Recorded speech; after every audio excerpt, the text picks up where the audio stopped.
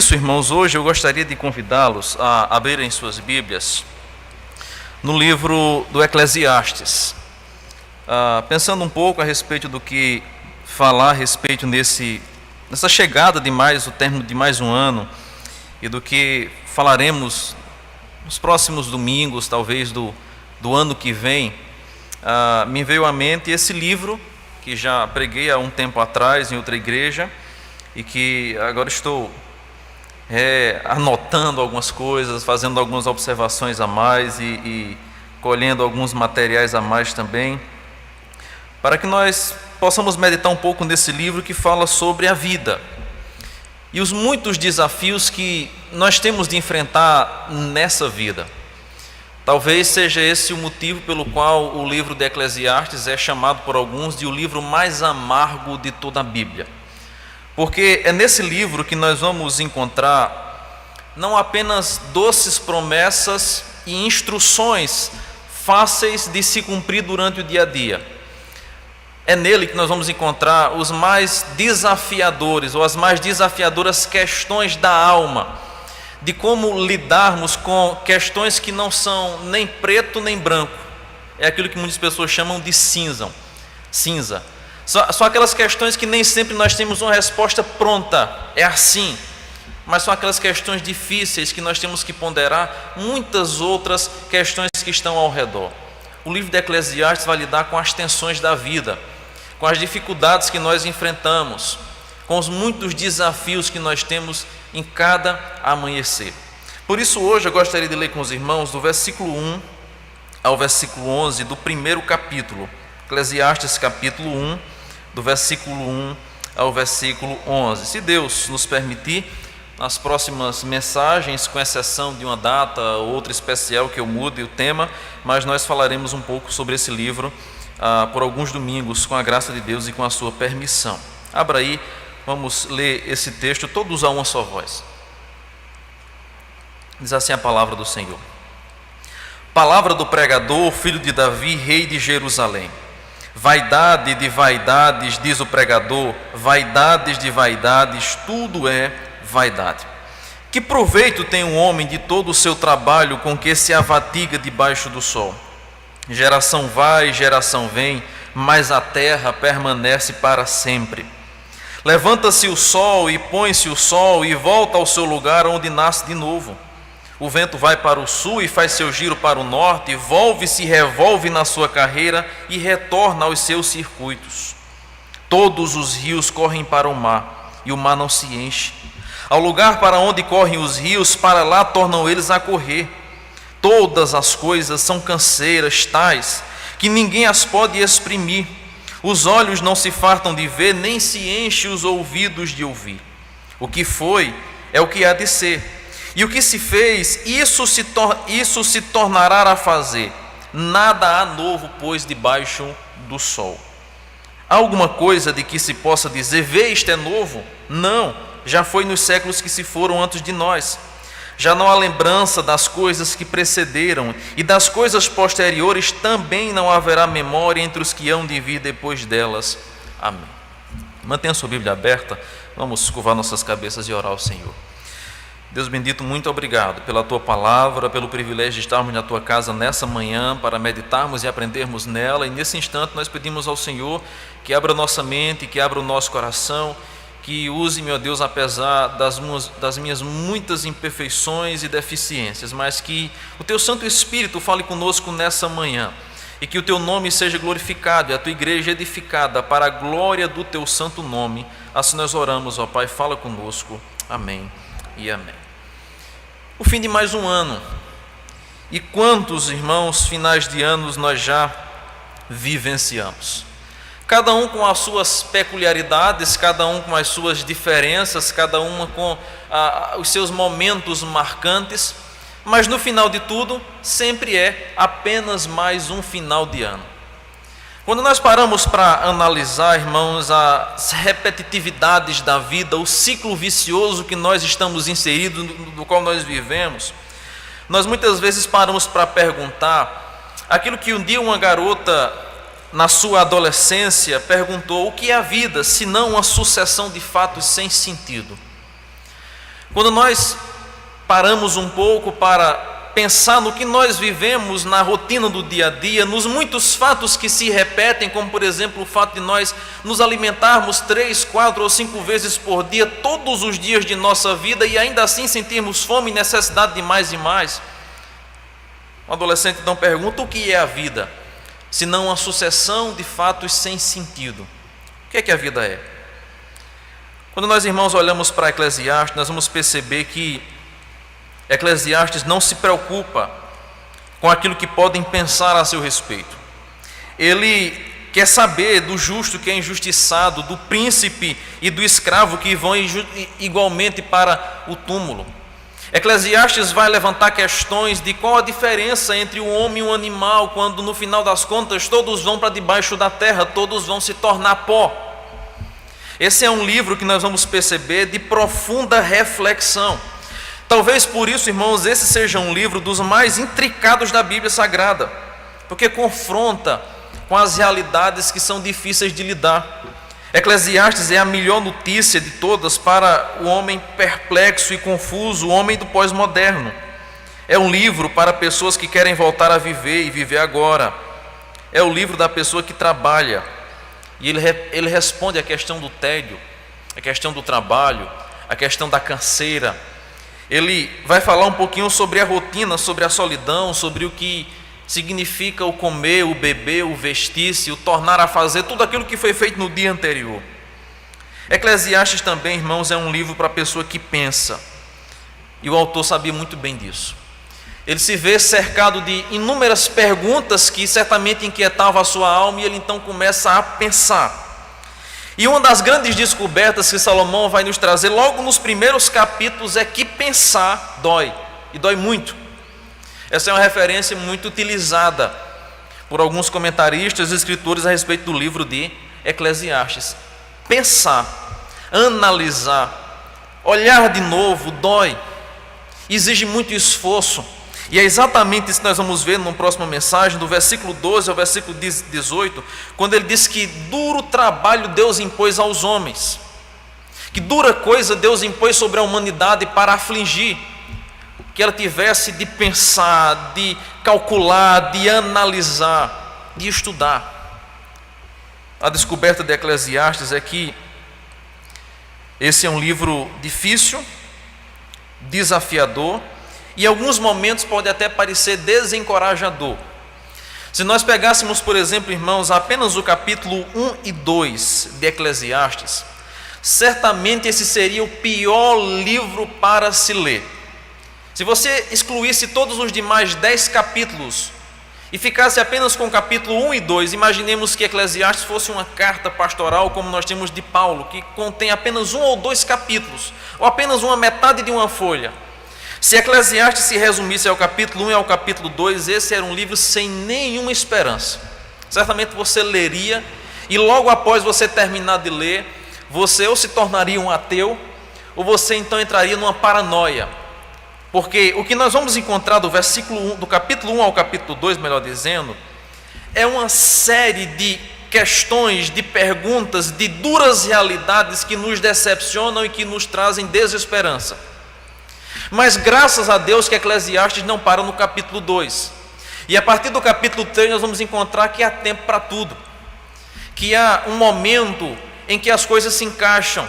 E que Deus está sobre o controle de absolutamente todas essas coisas que nós vivenciamos dia após dia.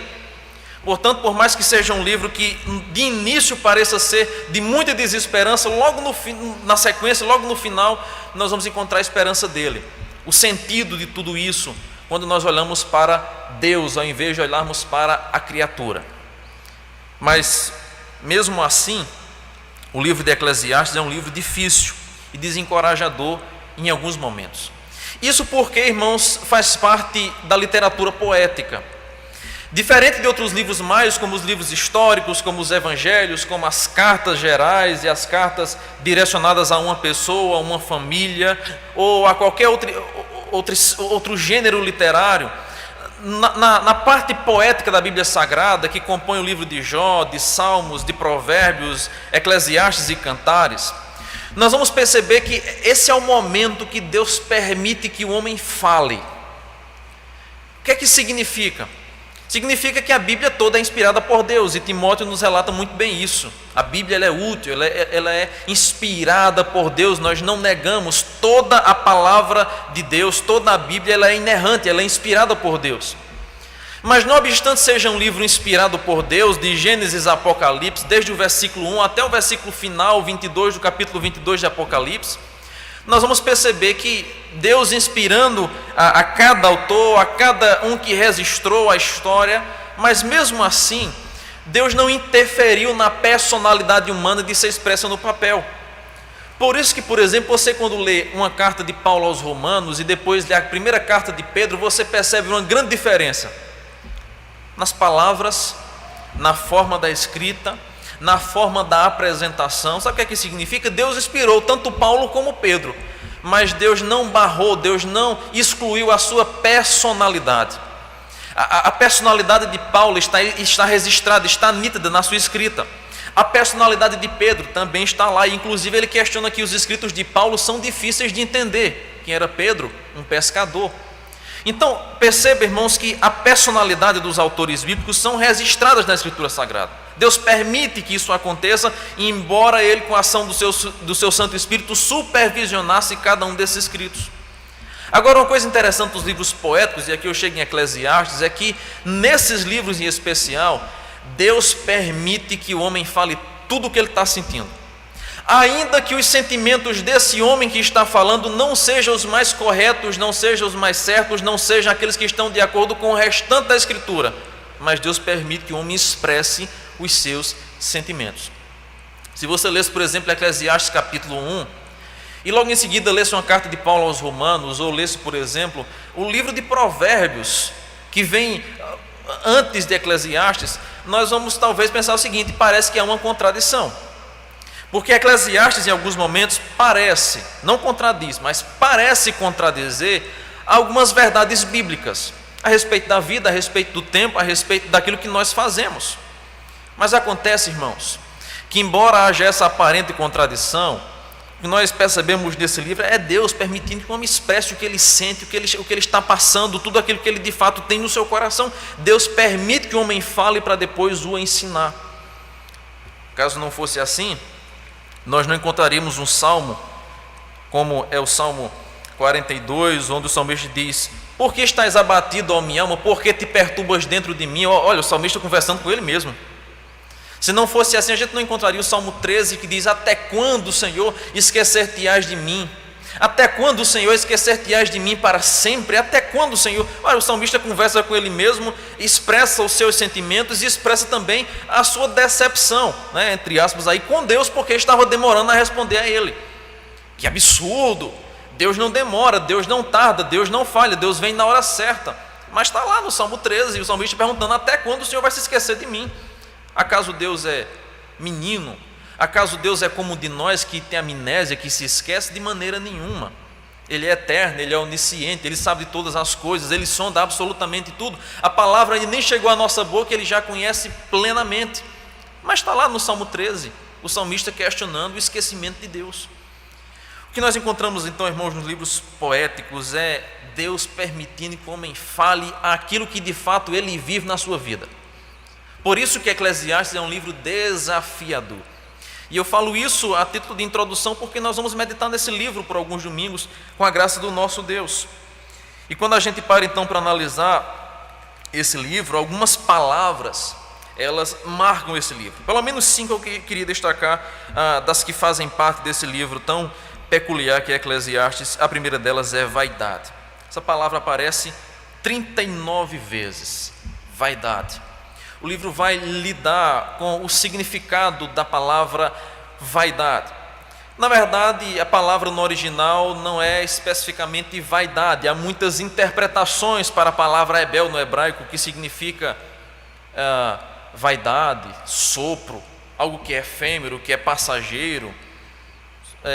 São inúmeras as interpretações que se dão para o entendimento dessa palavra que ele vai tanto utilizar, mas na nossa tradução, e como a gente costumeiramente conhece, a palavra vaidade, que aparece aí 39 vezes. Uma outra palavra que vai aparecer muito no livro de Eclesiastes, e inclusive vai dar o sentido desse livro, pelo qual ele é tão desencorajado em alguns momentos, é a palavra debaixo do sol. Na verdade, essa palavra vai resumir o propósito do livro de Eclesiastes. O livro de Eclesiastes é uma análise da vida debaixo do sol. É uma análise da vida puramente humana, da vida nesse mundo, sem as perspectivas eternas, sem as perspectivas divinas, sem a análise do novo céu e da nova terra. É uma análise crua e fria de como é esse mundo na vida real. Não é uma utopia, não é uma poesia, não é uma coisa bela que a gente imagina ou lê nas páginas de um jornal ou de uma bela canção, de uma bela poesia. Não, ele vai narrar a vida de forma crua e fria, como de fato ela é, com todos os dissabores, com todas as decepções, com todas as trairagens, com a inveja, com a morte, com a traição. Ele vai falar de tudo isso. É a vida na realidade, é os nossos dilemas diários que eu e você enfrentamos. Então a palavra debaixo do sol vai aparecer pelo menos 29 vezes, porque ressalta o propósito do autor. Uma terceira palavra que aparece no livro é a palavra Deus, e essa aparece 40 vezes, especialmente na sua parte final, quando ele vai então voltar os olhos para o verdadeiro sentido da vida que está na pessoa de Deus. Quarta palavra que é muito ressaltada, e nós vamos utilizá-la também, que é a palavra sabedoria, ou a palavra sábia. Aparece aí mais ou menos 45 vezes nesse livro. Inclusive, Salomão ele é conhecido exatamente por ser um rei sábio. E ele não escreve apenas Eclesiastes, mas ele escreve também Provérbios de Sabedoria, que é um livro de uma profunda sabedoria de fato, são provérbios. E ele escreve também cânticos ou cantares, onde ele relata ali uma possível relação amorosa com a sua primeira mulher. É o que se indica, é o que talvez seja o mais correto a pensar a respeito de cantares. E por fim, irmãos, uma palavra que vai aparecer aí pelo menos 7 vezes é a palavra que no hebraico é chamada de olam, que é eternidade. Nós vamos falar um pouquinho também sobre a eternidade. Esse grande paradoxo que há entre a vida efêmera, passageira, entre as ilusões desse mundo, entre a transitoriedade desse mundo e a eternidade, que também vai ser registrada nesse livro. Então, quando a gente para analisar Eclesiastes, se nós formos fazer uma análise do capítulo 1 ao capítulo 8, nós vamos perceber Salomão falando repetidamente sobre as muitas futilidades da vida. Ele fala sobre a futilidade da sabedoria humana, porque ele vai dizer que os sábios e os estultos têm o mesmo fim, que é a morte. Ele vai falar sobre a futilidade do trabalho humano. O esforçado no final acaba não tendo tanta vantagem quanto aquele que vive na ociosidade. Ele vai falar sobre a futilidade da rivalidade humana. Muito sucesso é bom, mas na verdade traz mais inveja do que descanso. Ele vai falar sobre a avareza humana, que quanto mais nós temos, mais nós cobiçamos, e essa cobiça nunca tem fim. Ele vai falar sobre a fama humana, que ela é incerta, ela é breve e logo ela é esquecida, é uma vaidade. Ele vai falar sobre a riqueza humana que não satisfaz, que não traz paz e que divide. Ele vai falar sobre a cobiça humana. O lucro muitas vezes pode não ser desfrutado por causa da cobiça, da inveja. Por mais que a gente lute, muitas vezes a cobiça humana nos impede de desfrutarmos. A futilidade da leviandade humana, ele vai falar sobre a tristeza, sobre aquilo que nós muitas vezes tentamos camuflar. E ele vai falar sobre a futilidade do galardão humano, quando nós vamos perceber que muitas vezes o mal é honrado e o bom é desprezado. É curioso, e nós vamos chegar, eu acho que no capítulo 7, tem um texto que eu gosto muito de Eclesiastes, quando ele vai falar que muitas vezes o estulto ou o ímpio, ele vive por muitos anos, quando na verdade o sábio e o justo acaba morrendo muito cedo. Ele perece na sua própria justiça. Veja, irmãos, que Eclesiastes vai aparentemente contrário a todos os demais livros da Bíblia, inclusive o livro dele de Provérbios. Porque Provérbios, do começo ao fim, ressalta que o justo é abençoado, que o homem que teme ao Senhor prospera, que o homem que é justo nos seus negócios, que é justo com a sua família, Deus abençoa, Deus faz que ele tenha uma vida longínqua. Deus faz com que os seus filhos cresçam em obediência, Deus faz com que as suas riquezas prosperem. Quando a gente chega em Eclesiastes, um livro após o livro de Provérbios, nós encontramos ele falando o contrário. Muitas vezes há aqueles que são maus e prosperam, há aqueles que são maus e vivem mais, e há aquelas pessoas que são tão boas, mas que morrem cedo. Ou você nunca conheceu alguém assim? Era uma pessoa tão boa, incrível, extraordinária, mas morreu logo cedo. É como tentar explicar por que é que uma criança com poucos meses morre. É como tentar explicar, irmãos, questões difíceis da vida. Ele vai falar sobre essas contrariedades que muitas vezes há no nosso percurso do dia a dia. Por isso que Eclesiastes é um livro diferente de todos os demais livros da Bíblia. Ele traz uma porção de desesperança, mas logo em seguida ele nos anima, nos falando sobre a esperança que está no Senhor. O maior conflito, irmãos, de Salomão e também nosso, é o conflito da mesmice. Eu queria que você parasse para pensar um pouco e se colocasse no lugar de Salomão. Se transporte, me permite essa expressão, lá para a época de Salomão. Quem foi Salomão? Nós temos o registro na Bíblia Sagrada que ele foi o terceiro rei de Israel. Ficou lembrado na história, tanto pela sua riqueza, como também pela sua sabedoria. Lembra lá, ele faz um pedido a Deus por sabedoria, mas Deus de junto dá a ele muita riqueza. Ele ficou conhecido por isso. Mas é também um rei conhecido por causa das muitas mulheres que teve.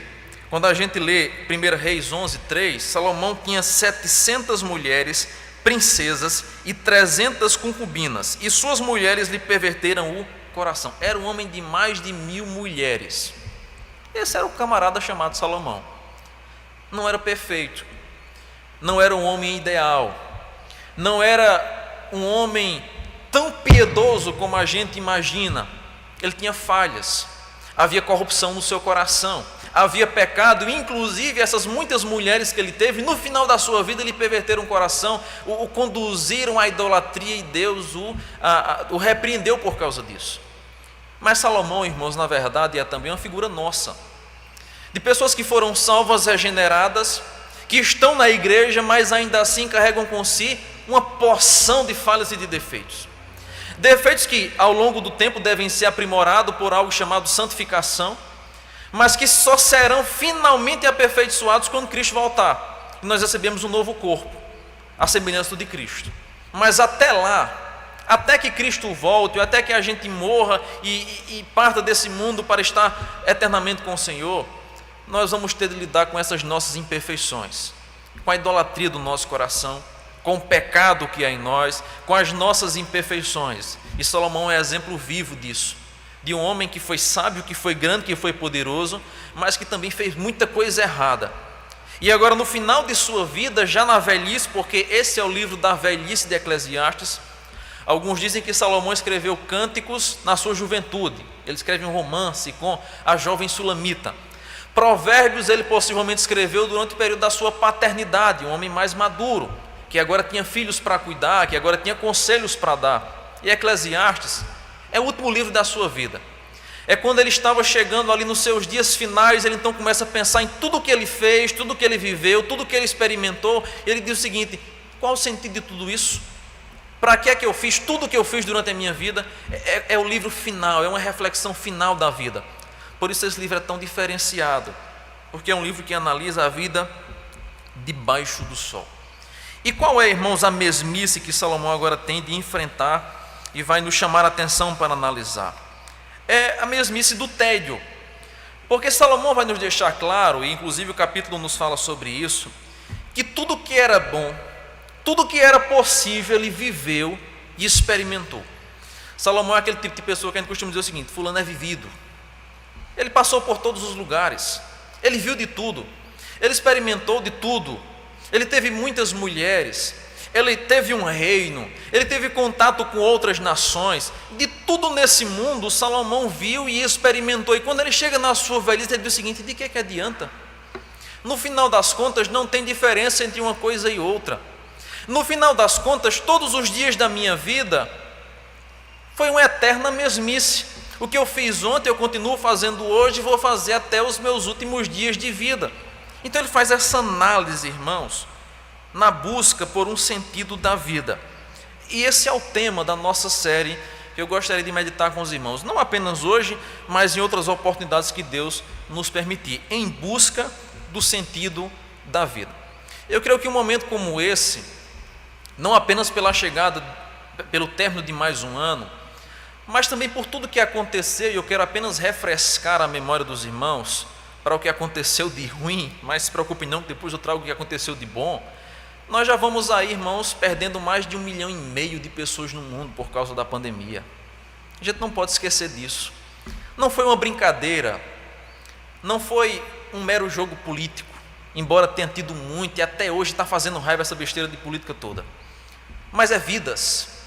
Quando a gente olha de uma análise por cima, por alto, 1,5 milhão de pessoas, na verdade foram mais, juntando todos os países.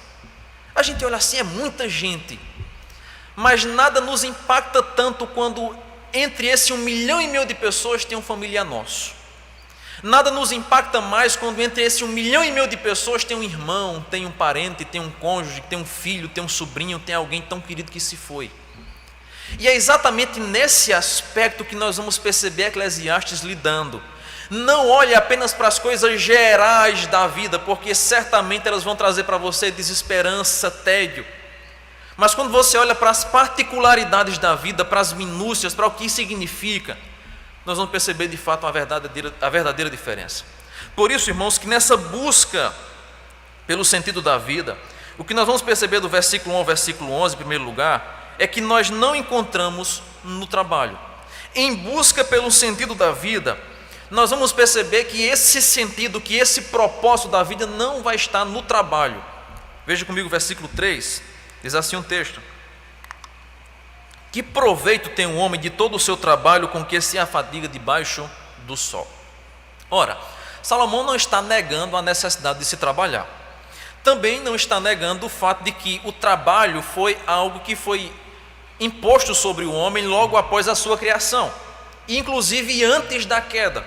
Há aqueles que pensam que o trabalho foi algo que Deus deu ao homem somente após o pecado, por isso que ele hoje é tão cansativo e a gente não quer trabalhar, a gente quer descansar na maioria da parte do tempo, porque o trabalho se tornou fatigante. Nós nos cansamos, nós soamos, nós ficamos esgotados com o trabalho excessivo. Mas acontece que o trabalho foi concedido ao homem, foi colocado sobre o homem antes mesmo da queda, quando Deus manda que ele cuidasse do jardim.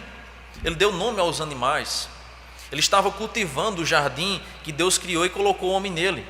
Então o trabalho é uma bênção, é um dever dado por Deus ao homem antes mesmo da queda. Mas acontece que em Gênesis 3 nós temos o maior desastre da humanidade: o homem peca. E a partir daí, irmãos, tudo aquilo que antes estava em perfeita harmonia, que antes tinha um perfeito sentido, agora entra numa desarmonia completa. De Adão para cá, ninguém mais experimentou um mundo em ordem. Na verdade, nós vivemos dentro de uma grande desordem. Nós vivemos em um mundo em ruínas, e nós já nascemos vendo um mundo em ruínas, e a gente não pode esquecer disso. Porque o grande perigo é quando nós esquecemos que nós estamos inseridos no mundo em ruína e acabamos olhando para as ruínas e achamos que as ruínas são o padrão de Deus para nós, quando na verdade não é. O padrão de Deus está lá na criação, mas depois da queda, o que nós experimentamos, o que nós vemos, o que nós vivemos é muita injustiça.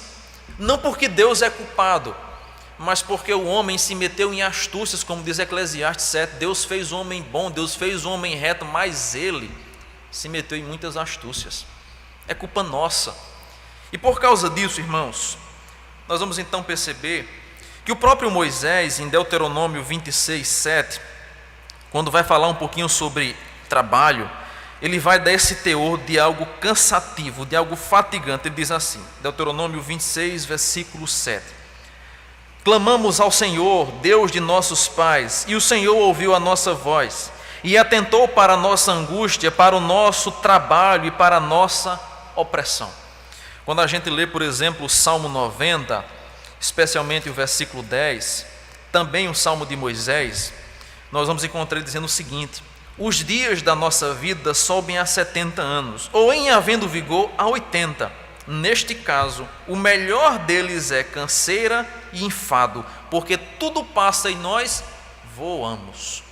Veja como Moisés, antes mesmo de Salomão, muito antes de Salomão, ele fala sobre a canseira, sobre a fadiga que há sobre o trabalho, sobre a nossa vida como efêmera, como passageira, tudo passa e nós voamos. É dessa forma que agora o Eclesiastes, no capítulo 3, vai também analisar o que significa o trabalho. O que é que ganha? O que é que se aproveita com o trabalho? Essa palavra, irmãos, aí, o que é que ganha, está ligada à ideia do comércio. Está ligada à questão daquilo que ele se esforça para vender ou para fazer e depois obtém o lucro. Mas acontece, irmãos, que nós vamos perceber que a vida não é tão justa assim. Quem nos dera que, ao sairmos para trabalhar pela manhã, voltássemos à tarde trazendo muito dinheiro como fruto do trabalho. Não é bem assim que acontece. Na verdade, nós temos de lidar com as muitas injustiças da vida, onde alguns ganham muito e muitos ganham muito pouco. Pessoas que trabalham desde o raiar do sol até tarde da noite, com muito esforço, com muito suor, com muita força física, recebendo apenas um salário mínimo. E de repente alguém que entra no ramo da política ou em qualquer outro, apenas dando algumas canetadas e roubando muito e fazendo muito pouco pelo povo, ganha muito dinheiro. São as injustiças da vida. São as realidades que nós vamos ter que lidar. Embora seja horripilante pensar tudo isso, mas é a nossa realidade do dia a dia. Todo dia eu e você temos de enfrentar e temos de ver isso. Diferenças sociais, diferenças absurdas entre famílias, entre a renda mensal. E Salomão vai falar sobre isso. Quem é que aproveita, quem é que se ganha todo o trabalho com que se afadiga debaixo do sol? Ele não está dizendo para você viver uma vida ociosa, não trabalhe. Não é isso não. De forma nenhuma, até porque ele vai falar em Provérbios capítulo 6, vai ter com a formiga, ó preguiçoso, considera os teus caminhos e ser sábio, porque a formiga, mesmo não tendo chefe, mesmo não tendo superior, todo dia ela trabalha, todo dia ela busca o seu alimento. Então ele não está aqui levantando a tese de alguns, né, que vivem aí nesse meio tão comum hoje em dia, que está muito famoso, de querer viver às custas do governo, de querer viver aí levantando bandeira, correndo atrás disso. Numa vida fácil, não é isso que ele levanta, de forma nenhuma. Ele nos recomenda o trabalho, mas ele diz, no final das contas, por que você trabalha? Por que você faz o que você faz? Qual o propósito disso? Quando você chegar no final da sua vida, o que é que você vai ganhar com tudo isso? É a pergunta de Salomão. Por isso, irmãos, que o versículo 2 vai dizer, vaidades de vaidades, diz o pregador, vaidade. Tudo é vaidade. Aí você pergunta assim, por que tem essa repetição? Vaidades de vaidades, o pregador, vaidade de vaidade, tudo é vaidade. Acontece que no hebraico, irmãos, não tem uma peculiaridade de nossa língua, que é o chamado superlativo ou aumentativo. A gente aumenta as coisas, a gente simplesmente pega uma palavra e dá um aumentativo ou superlativo dele, a gente torna o significado dela muito maior. No hebraico não tem esse método, não tem essa função linguística. Então, a maneira de se dizer que algo está em excesso, de que algo é muito, é repetindo as palavras. Quer ver um exemplo disso? Quando nós encontramos dizendo que Deus é santo, santo, santo. É claro que ali é uma referência também à Trindade Santíssima. Deus é santo 3 vezes porque é o Pai, o Filho e o Espírito Santo. Mas é também uma referência ao fato de que Deus é muito santo, é santo acima de nós, é santo além de nós. É como se fosse o superlativo da língua hebraica, é o aumentativo, é apenas uma repetição da mesma palavra para dar uma importância maior, para dar um peso maior. Por isso que ele utiliza aí vaidade de vaidade. É como se ele quisesse dizer, a vida é vaidadíssima, tem muita vaidade nesse mundo. É uma pessoa vaidosíssima. É mais ou menos algo desse tipo. Eu não sou muito bom no português, mas os irmãos estão entendendo. Ele quer se referir ao que é passageiro, que é efêmero, que é transitório, algo que é fútil, algo que muitas vezes não é compreensível, que é enigmático. É assim, irmãos, que ele agora vai falar sobre a questão do trabalho. E o que nós percebemos é que nessa busca pelo sentido da vida, no trabalho nós não vamos encontrá-lo. Essa é a primeira lição que ele quer trazer logo de início. Embora a nossa vida consista em trabalhar, comer, dormir, voltar a trabalhar para conseguir o alimento, mas nós nunca vamos encontrar o significado, o sentido da vida no trabalho. Caso contrário, nós não encontraríamos tantas pessoas que ganham tanto dinheiro, que chegaram no topo da escala de empregos, no melhor emprego, no melhor salário, e ainda assim continuam infelizes. Caso contrário, nós não teríamos pessoas fazendo concurso e mais concurso, passando de emprego para emprego, sem encontrar nunca um emprego que lhes satisfaça plenamente. Caso contrário, a gente nunca almejaria o emprego do outro. A gente nunca almejaria aquela empresa que é maior, aquele salário que é maior. Mas a verdade é que a nossa vida inteira a gente vive almejando melhores trabalhos, melhores condições de trabalhar, também melhores salários. E nós nunca estamos satisfeitos. Você acha que o dono da Apple, você acha que esses grandes empresários multinacionais estão satisfeitos com o que eles têm? De forma nenhuma. Diariamente eles investem pesado, porque o desejo cada vez se torna maior, consumidor. Nós nunca estamos satisfeitos. E ele vai dizer: o trabalho também não vai trazer o sentido para a sua vida. Mas além do trabalho, ele vai nos mostrar que outra coisa não traz sentido à vida. Ele vai falar agora sobre a natureza. Veja comigo o versículo 4 ao versículo 7. Geração vai e geração vem, mas a terra permanece para sempre. Levanta-se o sol e põe-se o sol e volta ao seu lugar onde nasceu de novo. E ele fala então sobre o vento, ele fala sobre os rios e ele fala sobre o mar. Uma coisa interessante que aqui vai acontecer, irmãos, é que Salomão vai mostrar como que as gerações passam tão rapidamente. Ele vai mostrar como a vida ela é transitória e efêmera. Como que nós lembramos da nossa infância, da nossa juventude, para aqueles que são mais experientes que eu, que ainda sou jovem, como se fosse ontem. Como que a vida, a cada década passa mais rápida. A criança, quando completa os seus 10 anos, ela acha que a sua vida está passando rápida, entre os 10 e os 20 anos. Mas quando ela chega nos 20, ela percebe que entre os 20 e os 30 anos, a vida passa muito mais rápido. Mas quando ela completa 30, ela percebe que de 30 a 40 passa mais rápido ainda. E de 40 em diante voa. E se lembra-se então do passado como se fosse ontem, ainda que esse passado esteja há décadas atrás.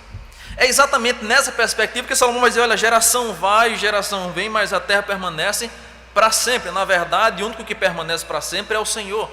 Mas a referência dele é o seguinte: olha, a terra continua aí de pé, com algumas modificações, com algumas diferenças, com desmatamento, com poluição, com a camada da nossa atmosfera toda poluída, com o sol mais quente do que antes, mas a terra está aí, ela continua com o seu mesmo ciclo. O sol se levanta, o sol se põe, vem a lua, vem a chuva, vem a tarde, vem o dia, vem a noite, e a terra continua, mesmo que as gerações passem tão rapidamente.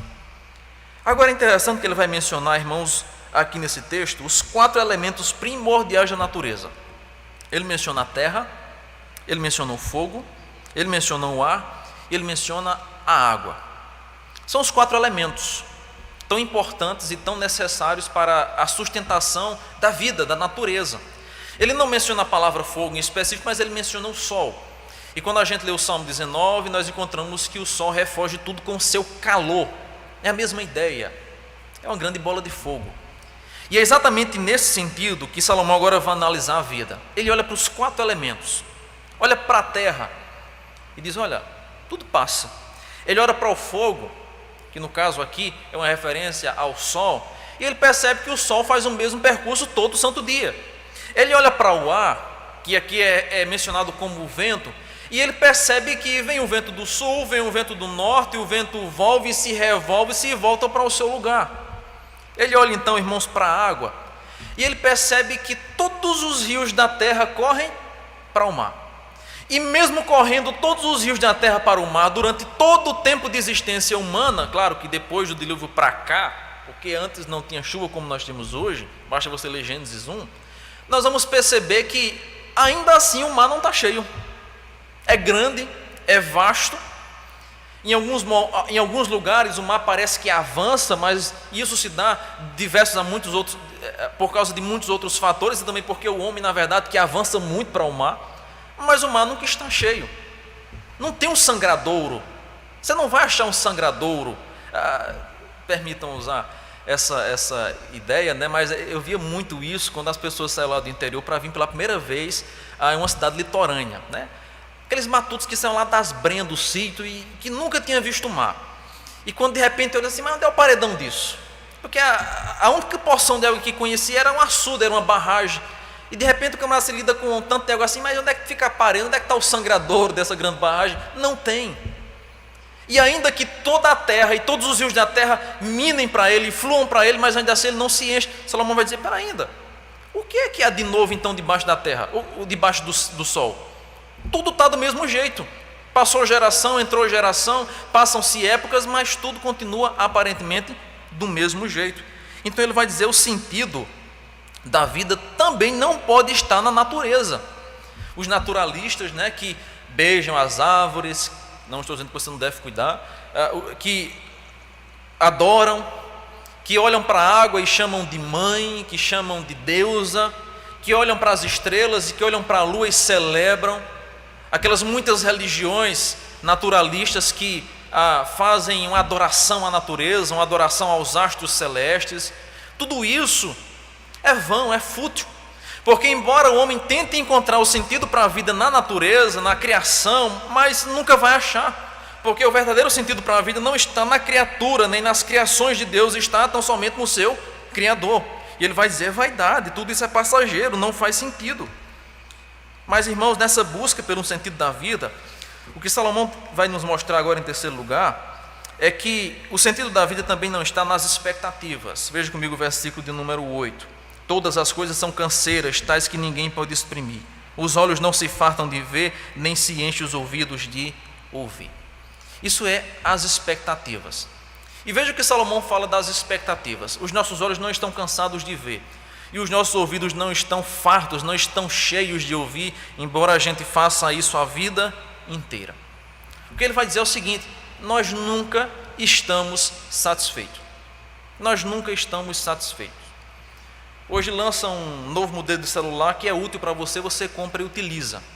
Mas daqui a 5 anos, para alguns no máximo 1 ou 2 anos, quem é muito fanático por tecnologia, esse telefone não lhe serve mais. Um carro que há 20, 30 anos atrás era um carro de luxo, era o carro mais moderno que existia, hoje está numa lata velha, hoje está num grande lixão, está jogado porque não tem mais utilidade, não atende mais às necessidades.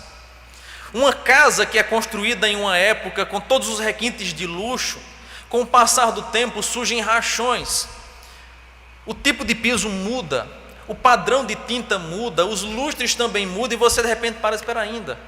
Essa casa que eu construí com tanto trabalho há 30, 40 anos atrás, era a casa mais moderna da época, hoje em dia está totalmente ultrapassada. A roupa que você utiliza hoje, e para quem tem em casa, né, um álbum de fotografia, muita gente não tem mais álbum de fotografia em casa, mas eu creio que boa parte aqui dos irmãos tem. E quando a gente para olhar aquelas fotos, diz, meu Deus, como é que eu vesti essa roupa? Como é que eu botei uma calça batendo aqui em cima, essa camisa do tamanho do mundo, como é que eu vesti isso? Não se preocupe não, que daqui a 10 anos, quando você vê suas fotos hoje, você vai se espantar do mesmo jeito. É as expectativas que nós muitas vezes criamos e logo em seguida nós nos decepcionamos, porque tudo isso é vaidade. Ele vai nos mostrar exatamente isso. As expectativas desse mundo são como bolha de sabão. Assopra, enquanto está voando, é bonito, é belo, as crianças correm atrás, mas logo em seguida, quando tocam na bolha de sabão, ela se dissipa, se esvai, se torna inexistente. É a nossa vida. Vaidade de vaidade, diz o pregador, vaidade de vaidade, tudo é vaidade. Mas uma quarta e última, irmãos, lição que nós aprendemos para concluir por causa do tempo. Nessa busca pelo sentido da vida, nós vamos perceber que nós não encontraremos também nas novidades ou nas realizações. Veja comigo o versículo 9 em diante. O que foi feito, o que há de ser, e o que fez, isso se tornará a fazer. Nada há novo, pois, debaixo do sol. Por mais que a gente olhe hoje em dia para o nosso tempo, para a nossa época, e acho que a gente avançou muito, na verdade o que a gente está fazendo é a mesma coisa do passado, só que de uma forma diferente. O homem avançou, de repente construiu bombas mais potentes, construiu a bomba nuclear. Mas quando a gente para friamente para analisar, o que a gente percebe é que o homem continua apenas construindo o que já se fazia antes: matar pessoas. Antes se matava na faca, no tiro, na paulada. Hoje, o homem apenas descobriu uma forma mais eficiente de matar mais pessoas com a bomba nuclear. Aquilo que hoje nós temos, que com um tempo atrás era muito útil, que é o fax, de mandar mensagem de um lugar para o outro, numa folha de papel impressa numa impressora na hora, ali junto com um telefone, é a mesma coisa que já se fazia no passado, quando enviava uma carta a cavalo. É a mesma coisa, só que de uma forma diferente. E o tempo evoluiu, nós temos o telefone, o celular em nossas mãos, onde a gente não apenas conversa com as pessoas, mas também vê visivelmente, né, afasta outra pessoa que talvez esteja lá do outro lado do mundo. Grande coisa. A gente já fazia isso muito antes, quando a gente se reuniu com a família. E hoje não fazemos tanto. Veja que, por mais que a gente ache que está avançando no tempo, a gente está fazendo a mesma coisa do passado, só que de uma forma diferente. Quando se criou então o controle remoto, uma grande descoberta, controle remoto, da sua cama você consegue mudar os canais. Ora, o caçula da casa já fazia isso muito bem antes, ia lá e mudava o canal com o dedo na televisão. Veja, a gente cria coisas que aparentemente são novas, mas quando Salomão chega no final da sua vida, diz o seguinte: tem nada de novo, meu filho, é a mesma coisa. Você acha que é novo, mas amanhã você vai perceber que já passou, porque é tudo vaidade.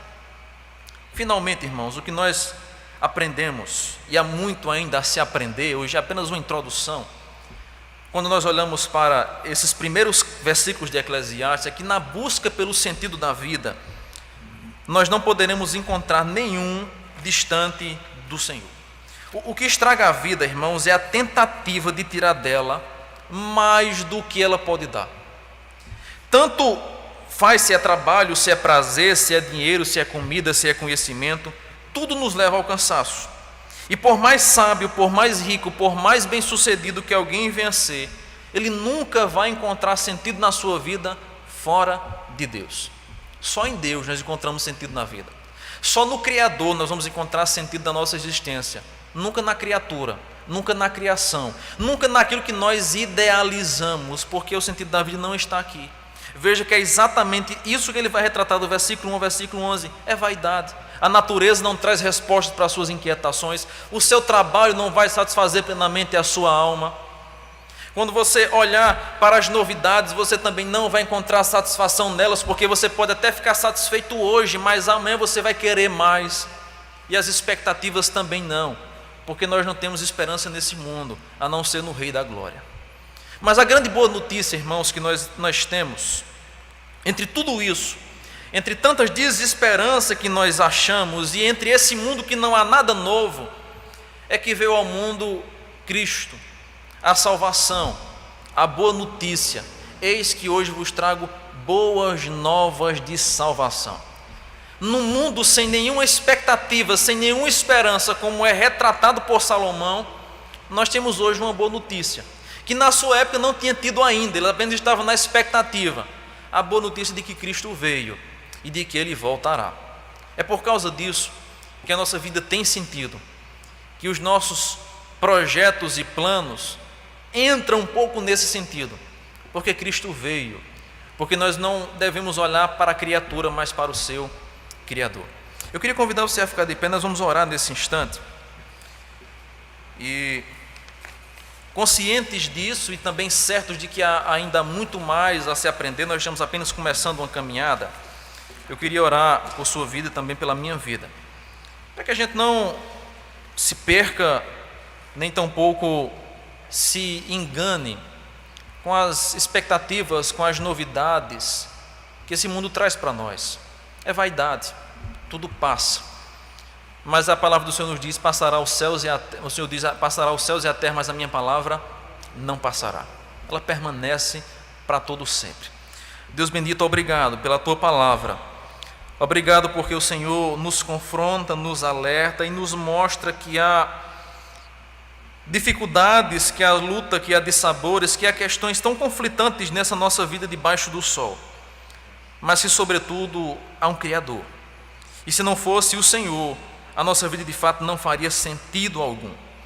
Viver nesse mundo, trabalhar, comer, beber, dormir, viver e desfrutar de todos os prazeres que a vida pode nos dar, sem a existência de um Deus que nos garante uma vida eterna, sem a existência de um Deus que nos mostra o propósito desse mundo, certamente seria um tormento.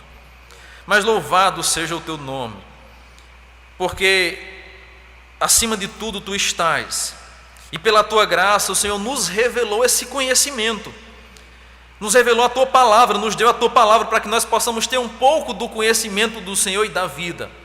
Louvado seja teu nome, ó Deus, porque embora esse mundo e essa vida seja tão difícil, a tua palavra nos mostra o caminho a seguir, a tua palavra nos aquieta, a tua palavra nos traz paz, a tua palavra nos dá o norte e a direção a seguir. Nos ajuda nesse desafio, nos ajuda nesse caminho tão árduo e difícil de seguir, mas que nos leva a um futuro glorioso. Em nome de Cristo nós oramos. Amém e amém. Deus os abençoe, queridos.